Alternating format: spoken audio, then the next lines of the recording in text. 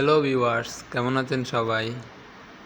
আজকে আমি আপনাদেরকে দেখাবো কিভাবে একটি সতর্কতামূলক পোস্ট তৈরি করতে হয়। তাহলে চলুন দেখে নেওয়া যাক। এটা হলো পিক্সেল ল্যাবের ইন্টারফেস। এখন আমরা এখান থেকে একটা সাইজ নির্ধারণ করে নেব। তো আপনারা সাইজে গিয়ে এখানে স্কোয়ার, আমি স্কোয়ার নেব, স্কোয়ার দেখেন, স্কোয়ার থেকে নিয়ে নেবেন। এখন আমরা নিচে আইকন বার থেকে 4 নাম্বার আইকনে যাব। ওখানে গিয়ে কালারে গিয়ে গ্রেডিয়েন্ট থেকে একটা গ্রেডিয়েন্ট কালার নেব। আপনারা আপনাদের মন মতো যে কোনো একটি কালার নিয়ে নেবেন, তবে একটু ভালো দেখে নেবেন যাতে সুন্দর দেখায়। এখন আমাদের কাজ হলো পোস্টারে যে ছবি থাকবে সেই ছবিটা সিলেক্ট করা। তার জন্য আমরা গ্যালারিতে যাব। গ্যালারিতে গিয়ে যে ছবিটা দিব সেটি সিলেক্ট করব। তা আমি একটি মাস্কের ছবি নিয়েছি এবং সেটি আমার ডিজাইনে চলে আসছে। এখন এটাকে আমরা একেবারে মাঝখানে নিয়ে দেব এবং কি এটাকে লক করে দিলাম। এরপরে আমরা যে লেখাগুলো লিখব সেগুলোর জন্য টেক্সটে ক্লিক করব। টেক্সটে গিয়ে আমাদের লেখাগুলো লিখে নিব।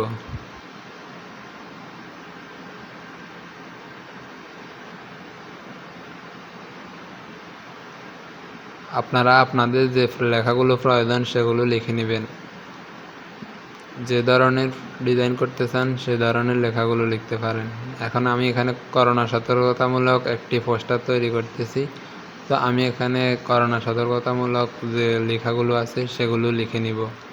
তো আমার লেখা শেষ। আমি একটা ফন্ট নির্ধারণ করেছি। ফন্টটি হলো হিন্দ শিলিগুড়ি। আপনারা যে কোনো ব্রাউজার থেকে গিয়ে ফন্ট শিলিগুড়ি হিন্দ শিলিগুড়ি ফন্টটা সিলেক্ট করে নেবেন।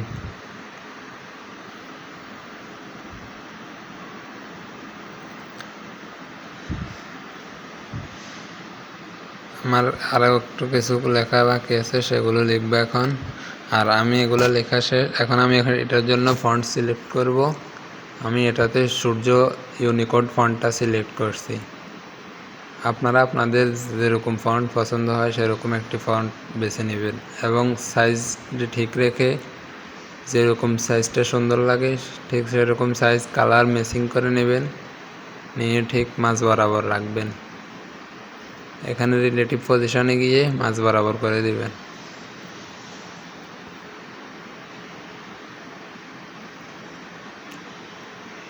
এখন আমার আরও একটা লেখা বাকি আছে, আমি সেটা লিখে নেব। সেটা হলো গিয়ে কোভিড-19।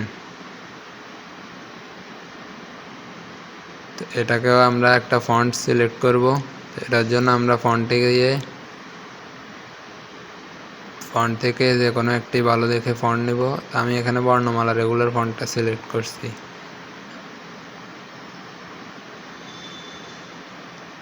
হ্যাঁ, ফন্টটা এখন এটাকে কালার চেঞ্জ করব। তো আমরা কালারে যাব। কালারে গিয়ে এই লেখাটা যে কালারটা ঠিক আগে সে কালারটা দিব। তো আমার মনে হয় লাল কালারটা ভালো ফুটবে, সেজন্য লাল কালারটা দিলাম এবং স্ট্রোকে গেলাম, একটু স্ট্রোক বাড়িয়ে দিলাম। স্ট্রোক কালারটা সাদা দিলাম।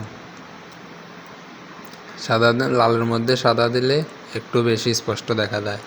এবং কি শ্যাডো দিলাম, শ্যাডোটা একটু কমিয়ে দিব। যতটুক দিলে লেখাটা ভালো মতো ফুটবে সে ঠিক ততটুকুই দেওয়ার চেষ্টা করব। এরপর রিলেটিভ পজিশনে যাব। রিলেটিভ পজিশন থেকে লেখাটা ঠিক মাঝ বরাবর করে দেব।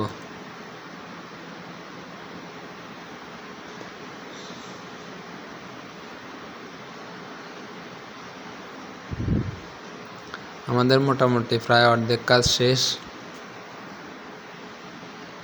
এখন আমাদের প্রয়োজন আমাদের যে প্রচারণার জন্য যে কোম্পানি বা আমাদের যে লোগো আছে নিজস্ব, সেই লোগোটা বসানোর জন্য আমাদেরকে গ্যালারিতে যাইতে হবে। গ্যালারিতে গিয়ে যে ফাইলে লোগোটা আছে ঠিক সেই ফাইলে যাব। সেই ফাইলে গিয়ে লোগোটা নিয়ে আসবো। তা আমি আমার পেজের লোগোটা নিয়ে আসছি, আমার ইউটিউব চ্যানেল লোগোটা নিয়ে আসছি। এটাকে আমি ছোট করে নিচে দিয়ে দেব আমার ঠিক মাঝ বরাবর।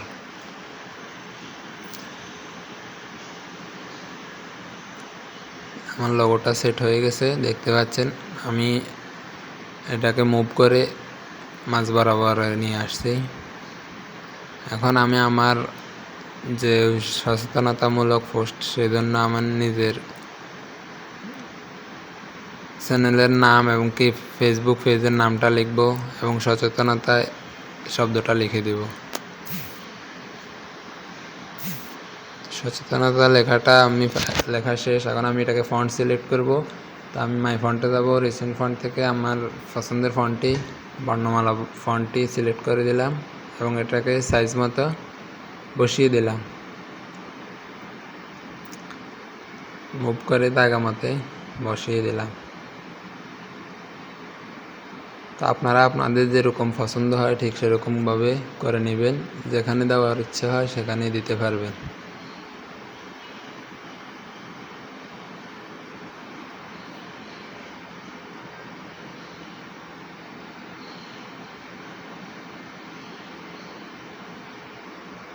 এবং কি আমি এখন আমার চ্যানেলের নামটাও লিখে নিলাম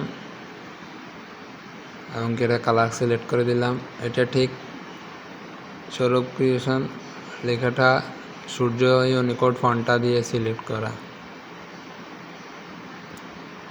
এখানেও আপনারা আপনাদের পছন্দ মতো ফন্ট সিলেক্ট করতে পারেন। অনেক বাংলা ফন্ট রয়েছে। বিশেষ করে ফন্ট বিডিতে অনেক সুন্দর সুন্দর ফন্ট পাবেন, যেগুলো একদম ফ্রি।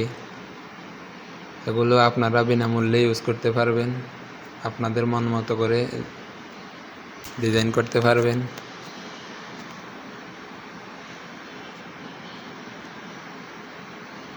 এছাড়াও এই পিএনজিগুলো ডাউনলোড করার জন্য গুগল থেকে সহজেই লিখে সার্চ করে দেবেন। বিভিন্ন ধরনের সচেতনতামূলক পোস্টের পিএনজিগুলো চলে আসবে। এছাড়া পিএনজি ট্রিতে গেলে অনেকগুলো পিএনজি পাবেন।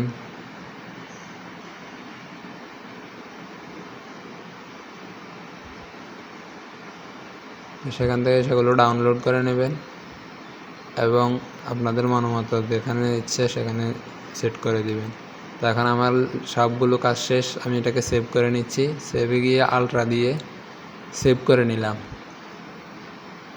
যারা পিক্সেলল্যাবে পিএলপি ফাইল প্রজেক্ট সেভ করতে চান, তো সেভে গিয়ে উপরে প্রজেক্ট ফাইল লেখা আছে, ওখান থেকে প্রজেক্টে নামটা দিয়ে ওকে দিয়ে সেভ করে নেবেন এবং পরবর্তী প্রজেক্টে গিয়ে ওখান থেকে শেয়ার করতে পারবেন। তো আমার প্রজেক্ট ফাইলটা সেভ হওয়ার পথে এ হলো আমার পোস্টার। এটা আমি যে কোনো সামাজিক যোগাযোগ মাধ্যমে খুব সহজেই পোস্ট করতে পারবো। ধন্যবাদ সবাইকে।